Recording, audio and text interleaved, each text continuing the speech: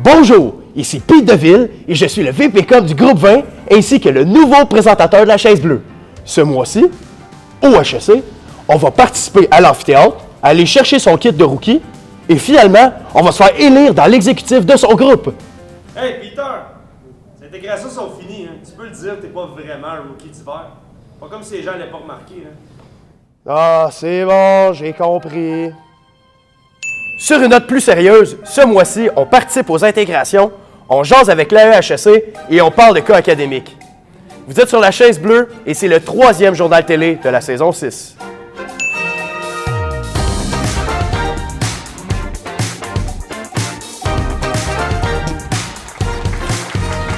Aujourd'hui, on reçoit Émeric Marie, rédacteur pour le Journal de l'Intérêt. Émeric, qu'est-ce qui s'est passé au HEC dans les derniers jours? Eh bien, Peter, la chose la plus marquante au HEC, c'est évidemment les intégrations pour les rookies d'hiver qui étaient organisées par le comité CSL Elysium. Des nouveaux qui s'ajoutent à la course au gras? Non, Peter, ils vont s'ajouter à la course au Graal. Ils ont leur propre coupe. Fait que dans le fond, comment ça s'est passé, c'est que le lundi 6 janvier, ils ont rencontré leurs intégrateurs. Ensuite, dans la journée, il y a eu le fameux légendaire Kata 10 où tous les étudiants du BAA pouvaient les rejoindre après, dont moi, toi. Oui, effectivement, oui. Et évidemment, le lendemain, il y a vraiment quelque chose qui ne s'attendait pas. Est-ce qu'on parle bien de la fameuse tradition des intégrations? Oh oui, Peter, on parle bien de l'activité surprise! Finalement, c'est terminé en beauté à la maisonnée, comme tout le monde connaît, pour une bonne soirée. Au-delà de ça aussi, il y a eu énormément d'événements qui se sont passés au HEC dans les 2 dernières semaines. Parle-moi en plus. Par exemple, il y a l'association Marketing, l'AM, qui a organisé un événement étant sur comment repositionner sa marque avec succès. Il y avait des gros joueurs de l'industrie qui ont été invités, notamment Énergir et Bière Boréale, juste pour nommer ceux-là. Cool! Hey, j'ai entendu dire que l'amphi était pas mal sollicité cette semaine-là. Oui, c'est ça, Peter. Le journal étudiant l'Intérêt, ils ont organisé des entrevues de mi-mandat avec la EHEC. L'objectif était vraiment simple, c'était de revenir sur les promesses électorales faites au printemps dernier. Oh! As-tu eu droit à des révélations choc? Est-ce qu'on a enfin compris ce que Camille faisait dans l'AEHEC?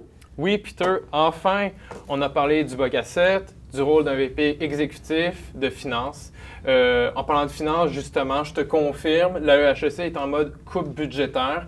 On a aussi fait un retour sur le 4 à 7 du 3 octobre dernier. Beaucoup de choses à changer et je te confirme, c'est vraiment pour le mieux maintenant. Content d'apprendre ça. Et d'autres moments marquants? Oh oui, pour les futurs voyageurs comme moi, le 16 janvier était vraiment une date spéciale. Ah ouais, qu'est-ce qui s'est passé? Eh bien, on pouvait enfin s'inscrire aux échanges étudiants. Oh mon Dieu, ouais. Avec le froid qu'il fait au Québec, je suis un peu jaloux.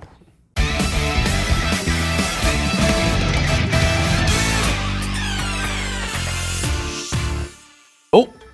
On m'indique à l'oreillette que nous sommes en direct de la salle des marchés avec notre envoyé spécial. Ange, tu nous reçois? Allô? Oui. Allô? Ange? Oui, Peter, je t'entends. Je me trouve à la salle des marchés où vient tout juste de se terminer la simulation de trading de crypto-monnaies organisée par le comité blockchain et le club de trading de HEC. Alors justement, je suis avec le VP externe du comité blockchain, Émeric. Émeric, bonjour. Bonjour Ange. Peux-tu nous dire quelques mots sur ton comité, le comité blockchain? Oui, tout à fait. Alors, le comité blockchain, on est 8 membres. L'objectif principal, c'est vraiment de sensibiliser la communauté d'HEC par rapport à la technologie blockchain et aussi tout le monde, l'univers des crypto-monnaies. Donc, concrètement, qu'est-ce qu'on fait? On a l'objectif d'organiser 4 événements durant l'année. Ça peut être des événements sur différentes thématiques, comme par exemple faire carrière dans la blockchain, investir dans différentes crypto-monnaies, faire attention à tous les défis et tous les enjeux reliés à ça. Vraiment, là, on a plein d'idées en tête. Merci, Émeric. Et j'ai participé à la compétition et je peux vous dire qu'elle était rude. Chacun était arrivé sur son écran. Et le gagnant a même remporté 7 millions de dollars en argent fictif. Mais pour l'événement, il a remporté une carte cadeau Amazon d'une valeur de 40 dollars. Et tout de suite, la rubrique des associations. Si je vous parle de placement ou des affaires mondiales, vous devez sûrement vous dire, mais quel est le rapport avec HEC?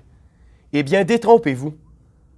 Vous saurez que ces associations sont un peu moins connues, mais ô combien pertinents au HEC. Et j'ai nommé le Fonds de placement ainsi que le Forum des affaires mondiales. Bonjour à tous, c'est Georges-William Croft-Lebel du Fonds Placement. Donc, je suis gestionnaire principal pour ma dernière année. Et aujourd'hui, je tenais simplement à vous informer un peu des activités du Fonds Placement. Donc, le Fonds Placement, c'est un comité étudiant de 30 individus du HEC qui se spécialise en finance. Donc, le but du Fonds Placement, c'est vraiment de gérer 250 000 $ d'actifs sous gestion. Les membres vont formuler différentes thèses d'investissement où là, on va pouvoir échanger pour voir si on achète ou vend des actifs. C'est vraiment une belle opportunité pour nos membres de parfaire leur connaissance en finance et ensuite les aider pour l'obtenir des stages et des emplois de qualité dans le domaine de la finance à Montréal et ailleurs. En fait, le 250 000, c'est qui nous l'a prêté? C'est réellement HEC, la coop HEC, ainsi que la HEC, qui nous ont confié un mandat de gestion il y a de cela quelques années pour faire vraiment fructifier cet avoir-là et générer un rendement à long terme. Donc pour l'événement Femmes en Investment Banking organisé avec Banque Nationale, ça va se tenir le 11 février prochain à HEC Montréal. C'est un événement pour femmes pour démystifier un peu c'est quoi le métier d'investment banking. Donc tout ce qui touche à les fusions-acquisitions entre des entreprises. Donc une super belle opportunité pour vous, mesdames, pour découvrir ce métier. Donc vous pouvez vous inscrire dès maintenant sur le lien sur l'événement Facebook. C'est complètement gratuit et on vous attend en grand nombre. Merci. Le Forum d'affaires mondiales est un groupe d'intérêt qui a été créé à HEC Montréal dans le but de favoriser l'échange entre la communauté étudiante et la communauté du Global Business à Montréal.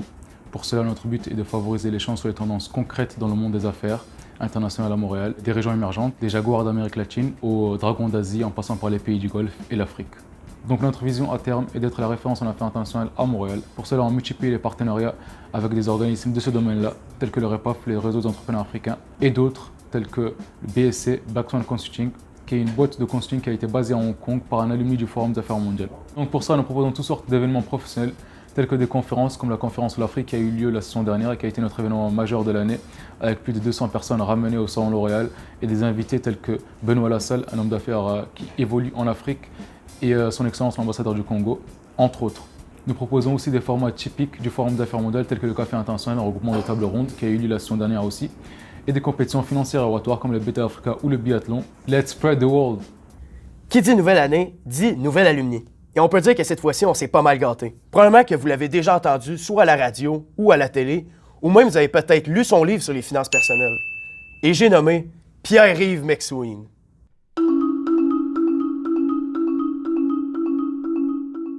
Je m'appelle Pierre-Yves McSween, je suis FCPA, FCA, je suis comptable et un ancien étudiant de HEC. Je suis chroniqueur économique, j'ai été consultant, j'ai fait plusieurs choses. J'ai gradué plusieurs fois de HEC, 2002 le bac, 2003 le diplôme d'études supérieures en comptabilité publique et 2009 pour le MBA. J'avais fait comptabilité publique pour être un comptable, ce qu'on appelle aujourd'hui un CPA auditeur. On appelait ça comptable agréé à l'époque.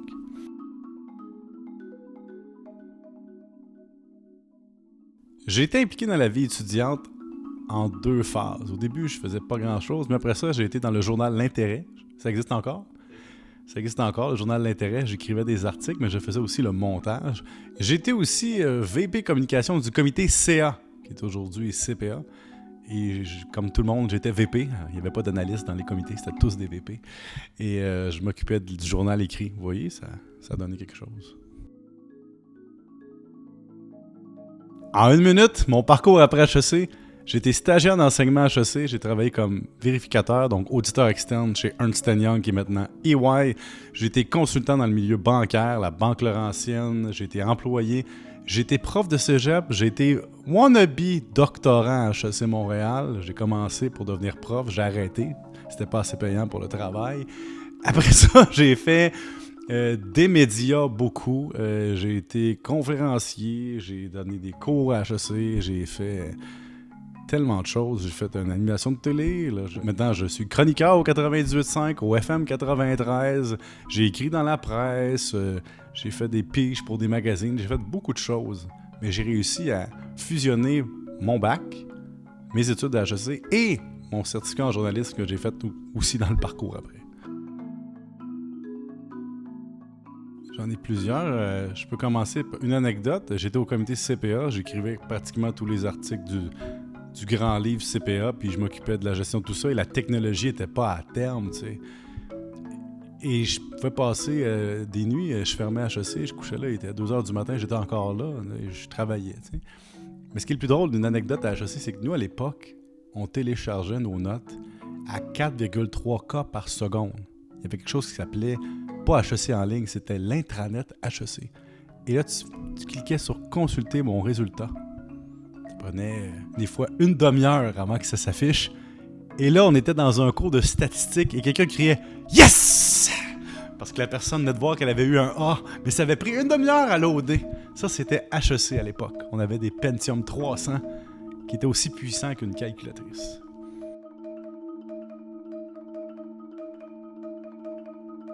Il y a beaucoup de gens qui vont essayer de vous dire pourquoi tu fais un parcours différent des autres. Qu'est-ce que ça donne de faire ça? Quand j'ai étudié en journalisme, on m'a ridiculisé. Quand je suis devenu prof, on m'a ridiculisé. On m'a taquiné, en fait. On m'a dit, voyons, t'as bien plus de potentiel que ça, peu importe. Mais toutes mes activités professionnelles m'ont mené là où je suis présentement. Et c'est mon activité professionnelle la plus payante. Alors aujourd'hui, quand je regarde dans le rétroviseur, je me dis, si j'avais écouté tout le monde qui m'avait dit de ne pas faire des choses, je serais la moitié du 10e de ce que je suis présentement au niveau des revenus, puis du bonheur. Mais au niveau personnel, ça m'a aussi émancipé, je dois avouer, parce que moi, j'étais un nerd au secondaire, puis j'étais pas dans un milieu qui était très valorisant pour un nerd. Mais quand tu arrives à l'université, il y a d'autres nerds. Et finalement, on se rend compte à 40 ans que les nerds sont cool. Donc, HEC m'a permis de développer des aptitudes de communication, des aptitudes de leadership, m'a permis de me mêler à beaucoup de gens que je connais pas. Et vous savez qu'une anecdote, HEC m'a pas accepté de jour à l'époque. Il y avait le bac de jour et le bac de soir. Et comme j'étais inscrit trop tard, on me refusait l'accès au jour. Donc, j'étais obligé de rentrer le soir, de faire des cours le soir de 3h à 9h le soir parce qu'on me refusait l'accès au jour et j'ai dû me battre pour revenir de jour. Et ça m'a donné un réseau un peu plus grand. Mais ça m'a donné aussi une vision de ce que c'était les gens qui étudiaient à temps partiel et à temps plein, les deux réalités. Mais est-ce que je recommencerai à HEC? Ben oui. Maintenant, une autre affaire. Là, je vais vous dire une petite chose. Un diplôme à HEC, c'est comme un permis de conduire. C'est pas parce que tu as un permis de conduire que tu es le meilleur sur les routes. Non, mais c'est parce que ça, des fois, les gens, ils pensent parce qu'ils ont un diplôme, ils sont la prochaine grosse affaire. Mais si tu as 12 000 diplômés dans une année ou dans les 3-4 années, il y en a qui vont se démarquer, puis il y en a qui se démarqueront pas, puis c'est pas grave. Mais tu sais, c'est pas... comment je peux dire ça? Faut arrêter de penser que le diplôme universitaire, c'est un saut de compétences. Le vrai monde commence après, puis il pardonne beaucoup moins que votre prof. Le mois de février est lui aussi rempli d'événements. Nous aurons droit, encore une fois, à des semaines bien remplies. Ça commence le 4 février avec le défilé éthique Montréal local organisé par le groupe humanitaire. Ensuite, le lendemain, le 5 février, se tiendra le Salon de l'emploi SRA et ensuite, le défi ACAD du CCHEC qui comporte de nombreux cas académiques qui se tiendra tout au long de la fin de semaine du 7 au 9 février. C'était le 3e journal télé de la Chaise Bleue. On se revoit dans 2 semaines et d'ici là, restez bien assis.